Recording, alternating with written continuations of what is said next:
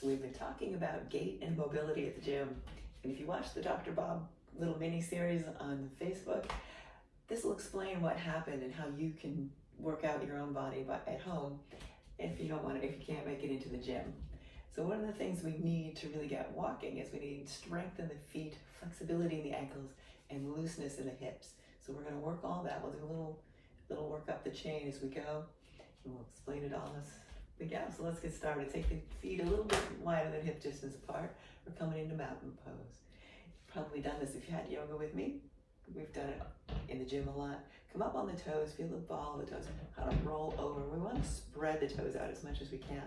Create some space in between the toes. It's hard to do, they're actually all connected pretty much. So roll across, those crunchy noises, get all the lactic acid and the crunchies in there worked out. Pull the toes up, roll back on the heels. Feel that back of the foot, but you're also closing the ankle angle. So you want to see how high you can lift those feet while you're standing back.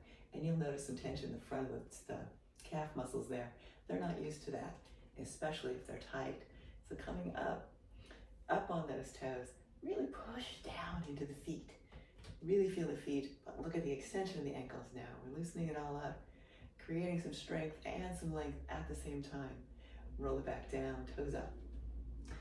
There you go. Check your balance, get your chair just in case. Bring it in, there you go, toes up. Feel the stretch on the calf muscles. That's what usually shortens. A lot of times our shoes, even our sneakers, will have a little bit of a heel, and then that calf muscle starts to shorten up on us and tightens. So you feel that calf muscle tighten. So we're going to stretch it out as we come up. Feel that lengthen, and then roll it down. Pull the toes up one last time. You got it. There it is. Feel the weight back in the heel. Toes are coming up. That's about enough for them. I don't know, they're getting a little tight. There you go. All right, spread those toes out. We're gonna roll the ankles out. I just wanna loosen up the upper hips, check in with what's going on in the legs. You're gonna start to feel this, but we're rolling in, we're rolling out, rolling out. So bring the heels in and then the toes in. Super good for the hips. Careful if there's any arthritis or bursitis going on. Roll those ankles out. So the heel goes out and then the toes roll out. And then the heels go out, and the toes go out. We're working the whole foot. As we do this, we're working the ankles and the glutes. This works all the way up the chain, and these are all the muscles that really help with stability and with movement. So we're rolling it up, rolling it in. The next time you work it out, so we're rolling out, take the feet wide and leave them wide for a second. So take them wide, we're gonna do a little side lunge. Again, the glute muscles are working on external rotation. But look what's going on in the ankles. We've got a little mobility going there. You've got a chair if you're not stable. Keeping this area nice and stretched out, at the same time nice and strong. You bend down, you're stretching the one leg and strengthen the other one. So just bringing it in and out. Try and tuck the tail under so it's not rolling out. Oops. Take it over, come back and straighten, and then lower down, and then back up. All right, last one. As you come in, check with the feet. Maybe wiggle walk them in a little bit so they're square and lined up. And feel the weight going back. Come into a squat. Want your feet completely straight. Doesn't matter about the distance. There's different theories on that. We're going to come down. Keep the foot. Now we checked in the beginning there. We know where the foot is, or corners of the feet. Rolling down. Keep the feet square. And notice where the tension is. Is it in the thighs? It is in the back of the feet. And just come down into your squat and find a place that's comfortable. See how far it wants to go today. Watch your hips. This is all about just lengthening and strengthening. Rocking back and forth if you've got it.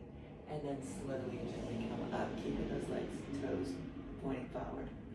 All right, one more. Take it down, nice and careful. You got your chair. Find the place that's right. And kind of slosh down into it and just release in. Keeping the feet straight, stretching out everything. Now if mine's not as deep as yours, we'll keep working on it. Slash the hips side to side. And let's bring those feet down. And we're actually gonna take it to the chair. I'll do a couple different things here that are fantastic to do. Keep the glutes open, keep the feet open. Slide back just a tad more so you can see my legs. Take it back. Bring the legs out straight. just kind of smush the toes right into the floor. Give them a good push down. You feel the legs tighten up. There it is, slosh them down. Now take your favorite foot and just drop it across the top of the knee. So we're barely sitting on the chair. Got the ankle across the knee, it's just opening. What we're looking at is external rotation of the thigh here, the hip. We're gonna do something fun. So once the ankles and the hips lock up, the upper body starts to lock up. And here's a fun little way to see that. So reaching up, right? You're nice and tall. Now, lean into the direction of the knee. You'll feel the side body. Nice little side bend. If your shoulders aren't as happy, you can bring your hands here or even a little lower, just tilting the side body so you get that stretch. Now just for fun, notice this, you'll feel it. Lean away from that and feel that stretch in the adductors. Taking it over and up. And one more time, take it in each direction. Bring the shoulders back, so sitting up nice and tall. Take it over so the body's completely connected. And then take it over the other side. A lot of times at the gym, if someone comes in and says they have hip pain, the first thing I do is put them on the table and check their feet, because it works up the chain. So bringing in as if you're coming into pigeon, but don't go there yet. So you got the foot up here. It's ankle to knee. Take a minute here, kind of spread the toes. See if you can maybe get the fingers in between a few of them. And just spread them out. Give them a second, maybe wiggle them around. Just kind of squish them. There you go. Take the big toe separately. It has its own tendon. You just squish it back and forth, maybe a little side to side. It's got motion in there. It's got some range. All right, now take the toes and just roll them back. Pull them all right back towards the knee. Now you get the bottom of the foot, little plantar fascia here. Let's just take the thumb and run it right up there. We're just massaging a little bit. There's not a lot you can do for massage down in here because there's very little muscle. It's a lot of tendinous stuff. We're just kind of working across it, but stretching it out at the same time. Just give it a little love, a little blood flow, a little circulation. It's always good for the feet. So let go of the toes, rub it in. All right, grabbing a hold. We're gonna grab the top of the foot. Remember what I was talking about ankle, range of motion on the ankle. Pull that back. A lot of times we do point and flex type of work with the feet and we don't really give it all the energy it should get. So pull that straight down. Just see there's a little stretch there and then pull it back up. There it is. And just kind of wiggle it out. Let it go. Now we'll go into that pigeon. Again, we were talking about external rotation of the hips and glutes. You want to keep that loose. Bring it in. Lean on down over it. Bringing the belly button down first. So the back is flat. We're looking up. Leaning in. And you'll feel that in glute in the piriformis. Just let it relax. There's a lot of muscle right there and it gets a good stretch. It tightens up and now imagine your gait if your hips didn't swing. It would be very robotic and not very comfortable. Being careful on any of these, again with any arthritis or bursitis in the hip, because external rotation can be uncomfortable. Also, if there's any stenosis, scoliosis going on, listen to your body. Same thing, second side. Bring that second leg up. Put it in there in a low tree position, so it's somewhere between the ankle and the knee, and just let it flop open. No need to work it, just let it go. All right, bring the shoulders back, come back to sitting up nice and tall. Reach for the ceiling, take it up, and lean into the knee first. So you're getting that stretch out of the side body on the opposite side. Just leaning in, and then lean away. And notice the difference. Notice how one goes into the opposite leg. So you're leaning into it, feel in. It's good to know what's going on in your body, what feels good, what feels like that nice stretch. Leaning over and back up. Bring the arms down, sweep them down, slide that knee up. Back towards that pigeon pose. Check and make sure that both hips are on the chair. If they're not, leave it down, because a lot of times you pull this up and one hip comes up and then we're just kinking things and causing more pain. So bring it up, drop the knee down, being careful with the range there in the knee, ankle, hip, all of it, being careful. All right, so grab the toes, see if you can wiggle your fingers in between and just stretch them out. Rocking back and forth. Take it in, big circles. Jiggle it around so you can get them to spread. It gets more difficult as they contract as we age. Wearing shoes doesn't help. All right, let it go. Take that big toe separately. Just wiggle it, see if you can get some motion in there. Especially if you got bunions or anything forming there, so that big toe pulls it in. Keep it moving, a little space. All right, bring it up, pull the toes back, pull the foot back. And just kind of strum across the bottom of the foot, right up there by the heel.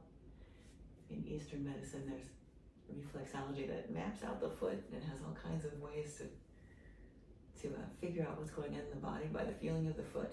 It's just fascinating. Not something I know a whole lot about though.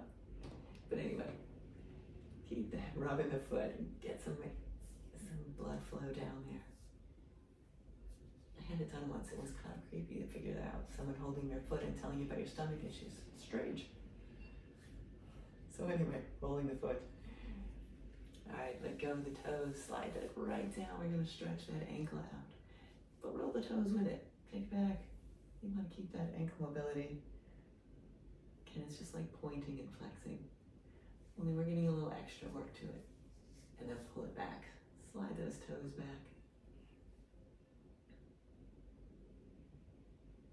And release. Let it go. Circle it out. All right. Coming up for that pigeon. Sit up nice and tall. Make sure both hips have leveled on the chair. Bring the toes back. Keep the leg active. It protects the knee. Inhale, lower down into your pigeon. Feel that stretch. Take it down. Excellent. Get the foot active. Bring those toes back towards the knee. That way there's no bending and twisting of the knee joint. All right, come on back up. Let's slide this knee right over the top. And take the opposite arm across. A little bit of twist here. What tends to jam up is once the ankles are, the feet are loose and the ankles are loose and the hips loosen up, we have to reset the back because it'll work its way up into the shoulders. It's all connected. Just finding that twist. Looking behind you, take the eyes with you. And then come up forward and just counter the twist. And look behind in the other direction. Look it back. Come back forward. Unwind those feet. Change it over. Shoulders back. Opposite arm across. Take the same side arm around to your chair. And look behind. Maybe use the arms for a little leverage. Looking back. Good twist. See what's going on in the spine. Being careful of any issues you've got back there. And then release it. Come around and take the twist to the opposite side. And then come back to center. Let's take a couple side bends. It's always good to reach up, reach out, keep that chest loosened. Upper chest jams up and then you start having all kinds of shoulder things. It's amazing how connected it is. With the arms down and come back to center. Imagine, if you will, your feet, a pile of boxes, and your feet are the bottom box, that foundational box. So you're building a pile of bricks, laying up blocks. They've all got to be neatly aligned and organized and squared up so that everything works well. So if anything is too tight in one area, it throws off other things. But with the gait, it's especially important to really keep that walking.